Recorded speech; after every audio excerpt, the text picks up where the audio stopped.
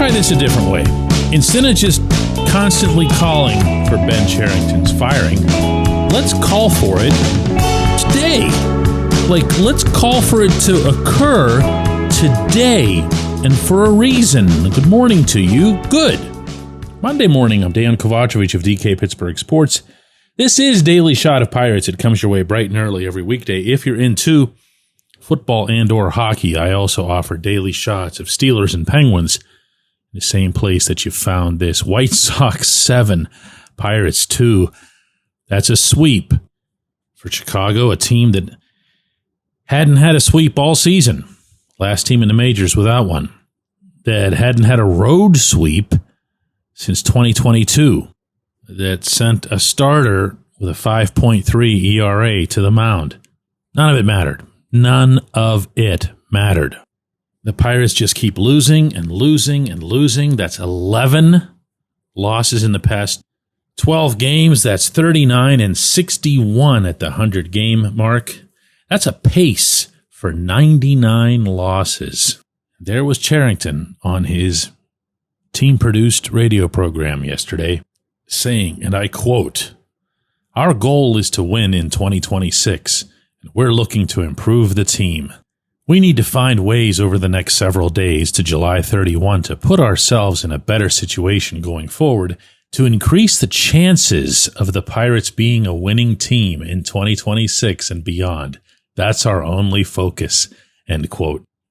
I don't mean to do that to you so early in the morning. I'm sorry. I take it back. I shouldn't have actually read the quote. Here's what I should have done instead. Okay, I'll take back the quote thing. I should have laid out the scenario for you that Bob Nutting shows up for work today at 1:15 Federal, and he does get there fairly early, game day, as does Cherington. And he calls him into the office, the big office. The owner has the biggest office in there, won't surprise you. And says, "Ben, have a seat." Ben has a seat. Bob says, "Ben, I've been doing some thinking lately. And remember how whenever I fired Derek Shelton, which you weren't going to do? And remember how I said I wanted to see things get better in 2025? Yeah. Well, that's clearly not happening.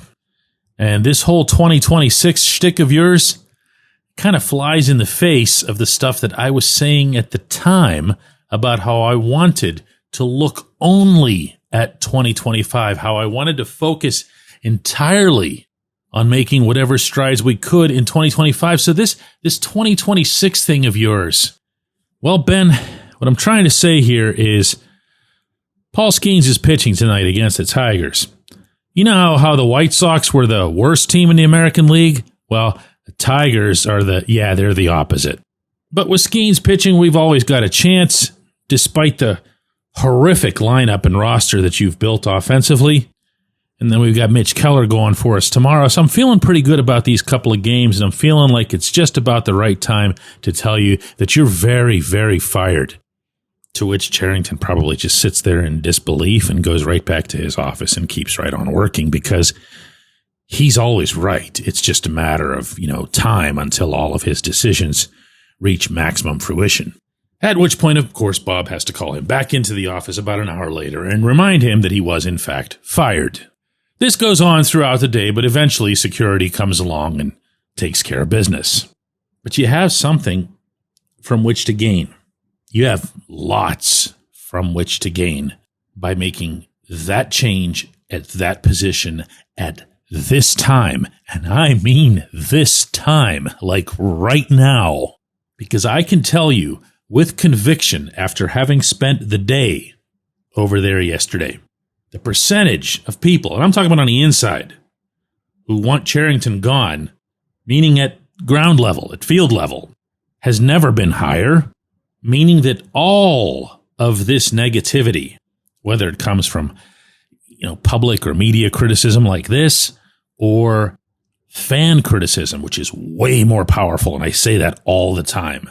One booing at the stadium has 30 times the impact of anything that I speak or write on any given day. The dude in the upper deck who screamed out at Spencer Horwitz for dogging it up the first base line and getting caught 3-6-3 on a double play, that guy has all the weight. The people who chanted "sell the team," they've got all the ears tuning into them. The people who flew the planes over the ballpark that said, "Sell the team," or "You suck at this, Bob," or something to that effect. Actually, it was the other way around. "You suck at this, Bob. Sell the team. Sell the bleeping team." They'll get it right eventually. They made an impact. And oh, by the way, contrary to some of the dumbest narratives you will ever see, hear, or read about this team, no, you don't make any impact by staying away. The people who came to the games and who made their voices heard are exactly what the Pirates' upper people, and specifically Nutting, don't want. Ticket revenue. I don't know how many times I have to explain this. Ticket revenue doesn't matter. If you lose out on ticket revenue, it's made up for in revenue sharing. So this idea that you're showing up at the ballpark and you're giving him money is just, it's so wrong. It's so painfully wrong that I hate to even bring it up, but it's wrong. Pass the word on. If you came to the ballpark and you chanted or booed or cheered or whatever it is that you did, you made an impact. Same goes for the people who rented the plane those 2 days. Man, I need to give up this one. I will just never be able to get this message out. Look, it's a weird time. It's a bizarre circumstance. And yet, it's just par for the course with this franchise anymore.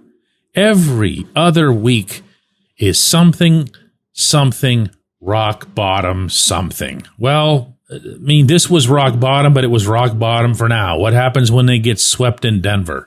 Nothing's going to change until change is effected. The owner's not going to sell now. We know that. So the only change you can possibly be talking about is firing the guy at the very top of baseball ops. That's it, at least from a baseball perspective. The fact that that isn't happening, the fact that there's no indication of that happening in season, is doing exactly the damage that Nutting had hoped to avoid doing if he'd fired Cherington along with Shelton, which he didn't. It was a mistake then. It's a massive mistake now. Best time to correct a mistake that you've prolonged? Yeah, right about now. Like today. When we come back, J1Q. If you're looking for a great dining experience, look no further than North Shore Tavern. Located directly across Federal Street from PNC Park, next door to Mike's Beer Bar, North Shore Tavern is Pittsburgh's home for steak on a stone. Enjoy your steak finished on a hot lava stone in front of you, where you ensure each piece is cooked to exactly your liking. Or try their rotating selection of entrees, hot sandwiches, salads, and burgers, all while enjoying the ambiance dedicated to the great players and history of the Pittsburgh Pirates all around you. Come see why everyone's talking about North Shore Tavern and steak on a stone. It's Gun Storage Check Week. Help prevent unwanted access to your firearms. No one wants their unsecured gun to be used in an accident, a suicide, or a crime. Use lockboxes, safes, and locks to secure your firearms. Learn more at gunstorage.check.org. That's gunstorage.check.org. Brought to you by NSSF, the Firearm Industry Trade Association.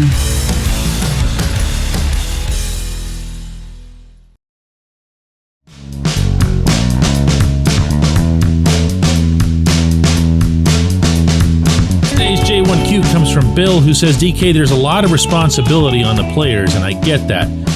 But how can they continue to care if the front office doesn't? Change must take place. Top-down change for this or any other sports franchise is pretty straightforward. It might not result in an immediate turnaround, but the expectations instantly become very visible from the top all the way down. You're right, Bill, and I'm not going to argue it.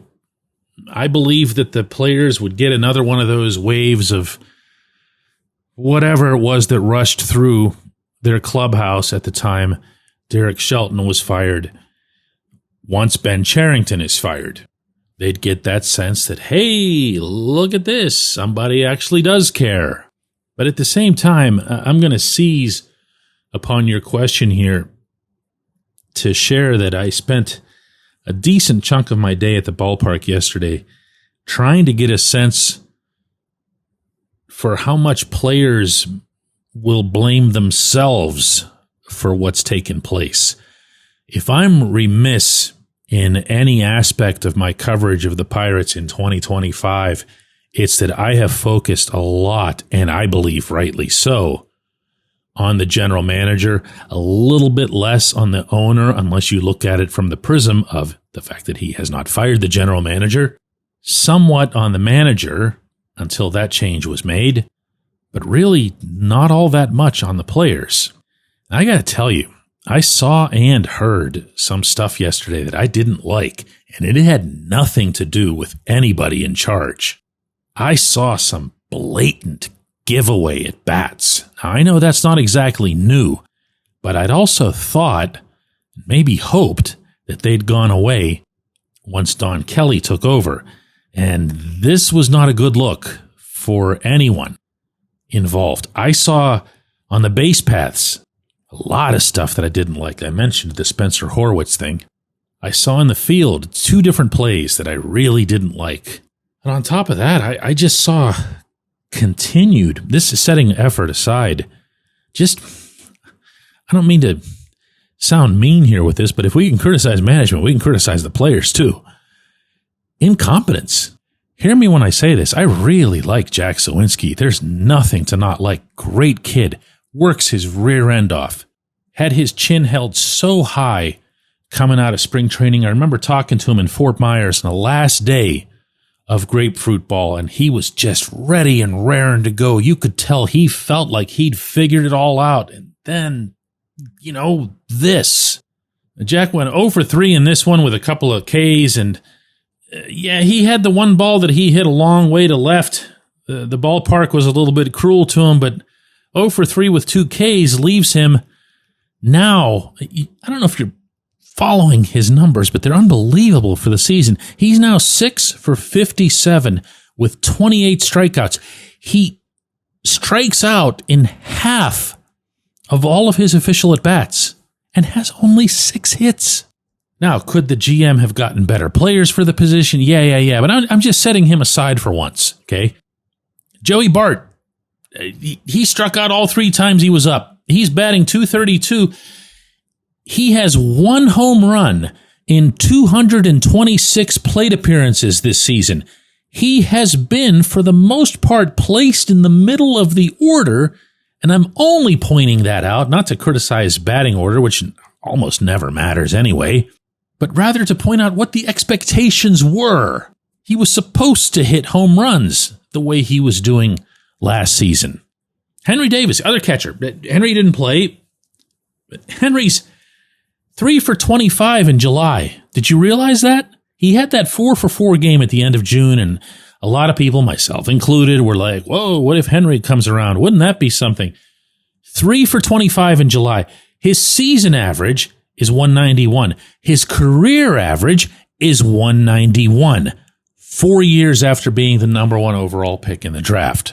Now here too, there's ample room to criticize the GM and development and everything else here.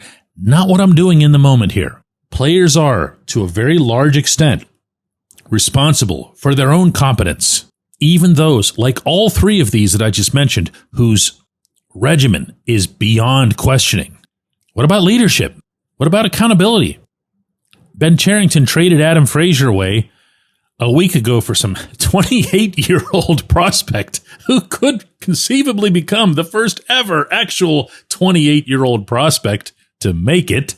And to my knowledge, if it wasn't for Frazier, there wouldn't be any leadership in that clubhouse. And guess what? There just might not be.